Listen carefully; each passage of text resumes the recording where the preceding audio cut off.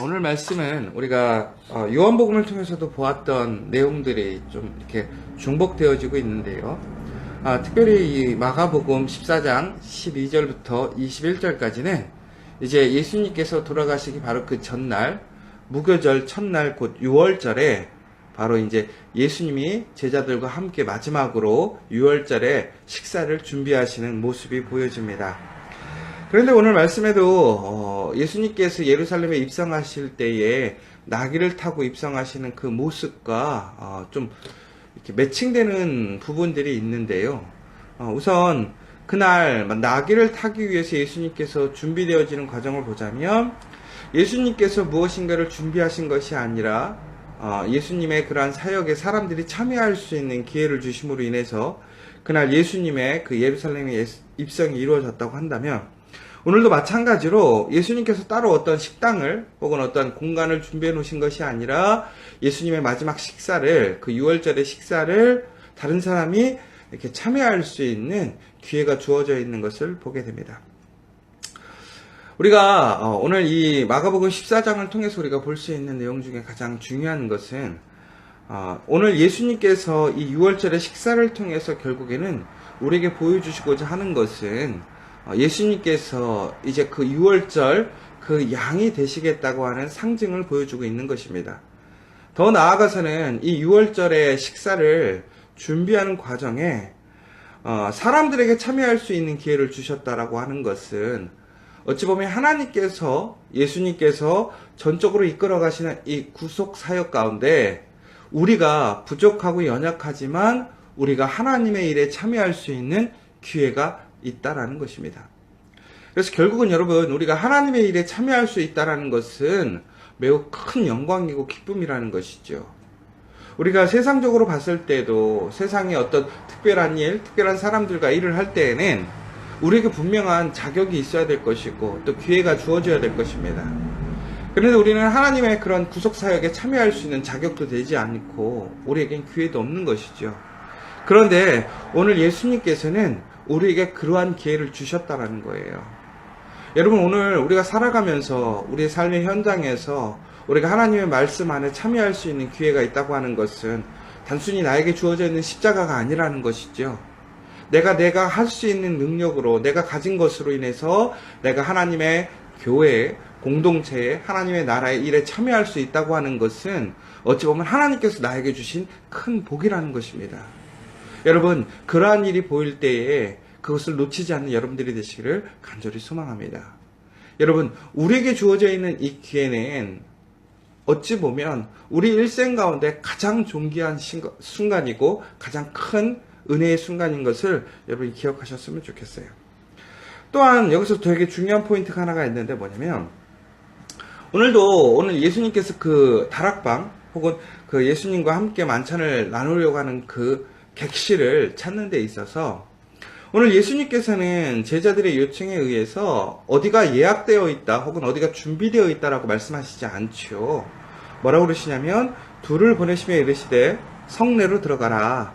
그리하면 물 한 동이를 가지고 가는 사람을 만나리니 그를 따라가서 어딘지 그가 들어가는 그 집주인에게 이르되 선생님의 말씀이 내가 내 제자들과 함께 6월절 음식을 먹을 나의 객실이 어디 있느냐 하시더라 하라라고 얘기를 하고 있는 거예요.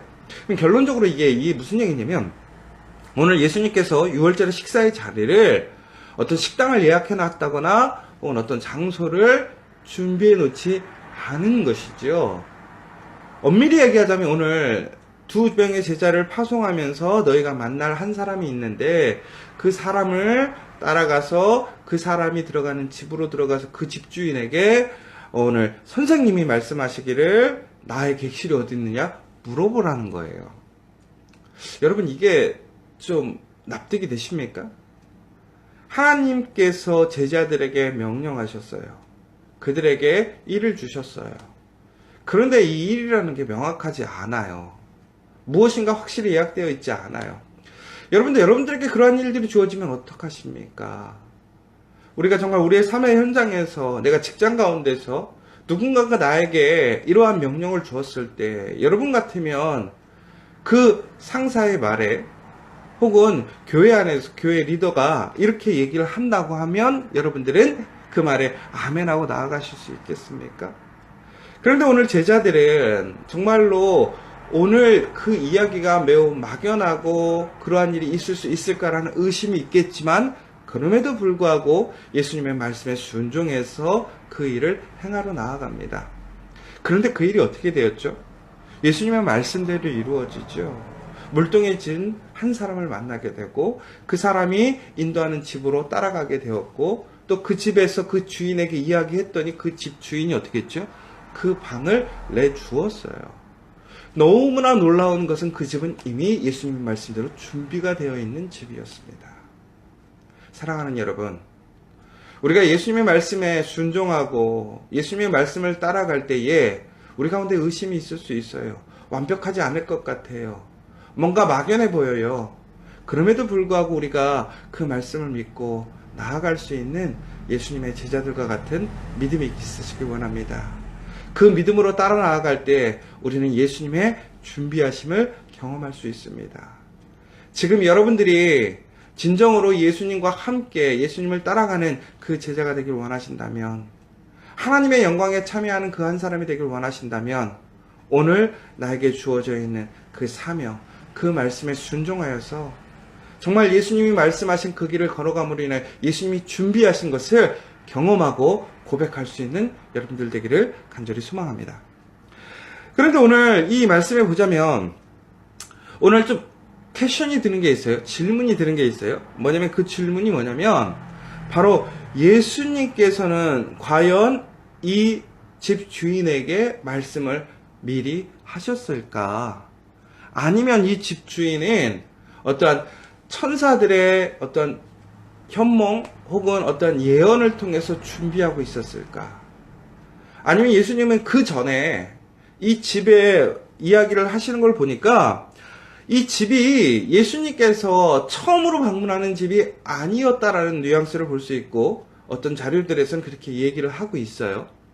결국은 오늘 예수님께서 이 집에 준비되어 있는 상황들이 전국에는 예수님께 예전에도 이미 이 집을 방문했었다라고 유추해 볼 수 있는 상황인데, 근데 좀 놀라운 것은 뭐냐면 오늘 예수님께서 제자들에게 넌 어느 집으로 가라고 얘기하신 것이 아니라 너가 길거리에서 물동이 진 여자를 만날 건데 그 여자가 가는 집에 가서 그 집에서 방을 달라고 해라 라고 했다라는 거예요. 그러니까 이게 되게 참 큰 차이가 있는 거죠. 주소지를 주고 그 집에 가서 예약을 했으니까 그 집에서 가서 준비를 해놔 라고 하는 것이 아니라 이미 준비되어 있는 집이 있는데 그 집에 가는 과정이 보면 매우 우연으로, 어찌 보면 하나님의 섭리 가운데로 가는 것이지 예정되어 있는 우리가 생각하는 어떤 계획이 확정되어 있는 것으로 가지 않았어요. 그럼에도 불구하고 어떻게 되는 거죠? 예수님이 계획하신 대로, 예정하신 대로 그 일들이 이루어졌다라는 거예요. 여러분, 여기서 되게 중요한 포인트가 이거죠. 예수님께서 그 전에 그 사람에게 준비를 시키실 수도 있었어요. 왜? 자주 갔던 집이니까 내가 6월절에 너희 집에 식사로 올 거니까 방을 준비해놔라고 얘기할 수도 있어요. 그런데 문제는 그 집으로 제자들이 찾아가는 과정이 결코 일반적으로 우리가 내비게이션을 보고 확정된 길을 찾아간 것이 아니라 미지의 길이었다라는 거죠. 그들이 누구를 만날지도 몰랐다라는 것이죠. 물동이를 친 그 여인을 만날 수 있을 거라고 그들은 생각할 수도 없었죠. 그러나 예수님은 정확하게 그 물동이 있는 지는 여자를 제자들이 만날 것이고 그 여자는 또 그의 집으로 인도할 것이고 거기에는 준비되어 있는 방이 있을 것이라는 것을 얘기해 주는 거예요. 그럼 결국 이게 무슨 얘기예요? 예수님의 섭리, 예수님의 구속사역이라는 것은 결국은 철저하게 하나님 안에서 개혁되어지고 그것이 진행되어진다라는 거예요. 그런데 그것이 우리의 눈에는 예기치 못하고 정말로 준비되어 있지 못한 것으로 보일 수 있어요. 그러나 예수님께서는 주도적으로 우리의 삶을 이끌어 가시고 계획하시고 그것을 이루시는 분이라는 것을 믿으시기 바랍니다. 여러분, 예수님께서는 그의 사역을 온전히 이루시기 위해 그 모든 것을 준비해 놓으셨어요. 그리고 그것들이 모두 다 이루어질 수 있도록 그의 모든 상황들을 이끌어 가셔요. 또한 그 일에 참여하는 사람들이 그 일 가운데서 참여되어질 수 있도록 그 모든 것을 이끌어 가신다는 거예요. 여러분, 오늘 우리의 삶 속에서 우리가 정말 주님의 말씀을 붙들고 나아가면서 주님의 길로 나아갈 때에 정말 우리가 불안하고 두렵고 의심되어지는 상황들이 생길 수 있어요. 그럼에도 우리가 오늘 믿음으로 나아가게 되면 그것을 절대적으로 주권적으로 이끄시는 예수님의 놀라운 섭리를 경험할 수 있다는 것입니다. 여러분, 오늘 우리의 모습은 바로 이러한 모습으로 나아가야 돼요. 우리 안에 주권적으로 역사하시는 그 예수님을 믿고 나아가셔야 돼요. 그러면 종국에는 어떻게 되는 거예요? 예수님께서 준비하신 그 마지막 만찬에 참여할 수 있게 되는 것입니다. 사랑하는 여러분, 그리하여 주의 일에 참여하는 여러분 되시기 바랍니다. 주의 놀라운 은혜에 참여하는 여러분 되시길 원합니다. 우리 커피와 교회가 되기를 간절히 소망합니다. 그러면서 이제 우리 마지막으로 다시 이제 예수님께서 본인을 팔 그 일에 대해서 얘기를 하십니다. 제자들은 근심합니다. 하나씩 나는 아니죠 라고 이야기를 하는 모습들을 보게 되죠. 그런데 예수님께서는 이제 그러면서 이렇게 얘기를 하시죠. 21절에 보면 인자는 자기에 대하여 기록된 대로 가거니와 인자를 파는 그 사람에게는 화가 있으리로다. 그 사람은 차라리 나지 아니하였더라면 자기에게 좋을 뻔하였느니라 하시니라. 이게 오해할 수가 있는데요. 21절의 내용을 보자면 우리가 예수님의 저주인 것 같지 않습니까? 우리는 이미 알고 있죠. 가룟 유다가 이러한 일을 벌이고 있다라는 것을. 그러면 가룟 유다를 통해서 예수님이 뭐라고 하십니까? 그에게 화가 있다라는 거예요. 더 나아가서는 그가 차라리 태어나지 않았으면 더 좋았을 것이라고 얘기를 하고 있습니다. 저주 아닌가요?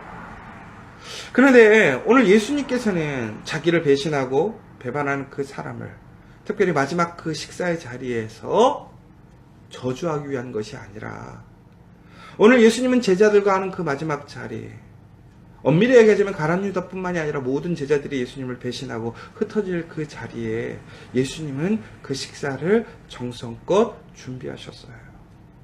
미리 준비하셨어요. 하나님의 놀라운 섭리로, 은혜로, 계획으로 준비하셨어요.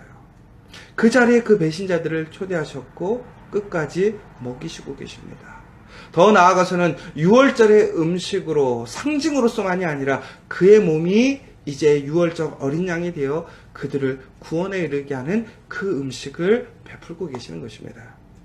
바로 그때에 가장 눈에 밟히는 사람이 누굴까요? 가룟 유다인 것이지요. 왜? 그에게 가장 큰 시험이 있으니까. 가장 큰 불행이 있으니까. 그래서 그에게 마지막으로 권면하는 거예요. 그에게 화가 있으므로 어떻게 하라는 거예요? 돌아오라는 거예요. 돌아오라는 거. 예전에 우리 성경에 보면 이런 구절이 있었어요. 눈에는 눈, 이에는 이라는 구절이 있었어요. 여러분, 그래서 결국은 우리가 이것을 복수의 개념으로 이해를 하게 되는데요. 그리고 이 구절이 어디에 또 사용되어지냐면 바로 아랍 사람들이 이슬람에서 이 구절을 공동으로 이용하고 있습니다. 그래서 그들은 테러를 할 때 눈에 눈은 이에는 이라는 구절을 활용하면서 그들은 순교의 역할, 거룩한 말씀에 순종하는 역할을 한다라는 그러한 이야기를 하고 있죠. 그러나 성경을 한번 잘 보십시오. 하나님의 말씀을 보십시오. 하나님은 결코 사람을 죽이고 복수하고 증오하는데 힘쓰는 것이 아닙니다. 사랑하라고 하죠. 끝까지 사랑하라고 하죠. 끝까지 섬기라고 하죠. 서로 사랑하라고 하죠. 용서하라고 하죠. 하나님의 말씀은 사랑의 말씀이지 분노의 말씀, 저주의 말씀, 심판의 말씀이 아니라는 것이죠. 그러면 눈에는 눈, 이에는 이라는 것이 무슨 뜻입니까? 우리가 사람의 눈을 상하게 하면 너의 눈을 상하게 할 수 있으니까 어떻게 하라는 거예요? 조심하라는 거예요. 예방하라는 거예요. 방어하라는 거예요. 더 존귀 여기라는 거예요. 내가 다른 사람에게 상함을 입히고 해를 입히면 똑같은 것으로 배상해줘야 되는 그러한 책임이 있으니까 그 사람들을 해하지 말고 존중해주라는 의미예요. 그러면 오늘 화가 있다라는 건 결국은 뭐예요? 너 심판받아? 저주야? 이것이 아니죠. 심판이 있으니까 그 심판을 어떻게 하라는 거예요? 피해가라는 거예요. 배신하지 말라라는 거예요. 실수해도 다시 돌아오라는 거예요. 그러면서 그 마음에 연민이 있는 거예요. 전국에는 그 결과를 아시는 거죠. 돌이키지 못하는 가룟 유다를 보는 거예요. 그럼에도 뭐 하는 거예요? 마지막 순간까지 돌이킬 수 있도록. 그러면서 안타까워하시는 거예요. 태어나지 않았더라면 그가 그의 심판에 가지 않았을 텐데. 그런 사망의 길로 가지 않았을 텐데. 여러분, 정말 복 있는 사람이 누군지 아십니까? 그 마지막 순간에 그 예수님의 음성을 듣고 돌이킬 수 있는 사람이라는 거예요. 예수님의 십자가에 2명의 죄인이 옆에 있었어요. 그때의 한 죄수는 예수님을 믿고 하나님의 나라에 참여하게 됩니다. 그러나 다른 한 사람은 끝까지 예수님을 믿지 못하고 그가 지은 대로 그의 죄대로 그는 심판되어 지옥으로 가는 모습들을 보게 됩니다. 여러분, 오늘 주님의 음성을 들을 수 있다면 그것이 복이에요. 주님의 음성이 들린다면 그 말씀에 순종하고 회개하는 여러분들이 되시길 원합니다. 그래서 존국에는 예수님이 끝까지 우리를 사랑하시고 섬기시며 주시고자 했던 그 사랑, 그 은혜를 누리는 여러분 되시기를 간절히 소망합니다. 오늘 이 시간 우리 다시 한번 또 함께 기도했으면 좋겠습니다.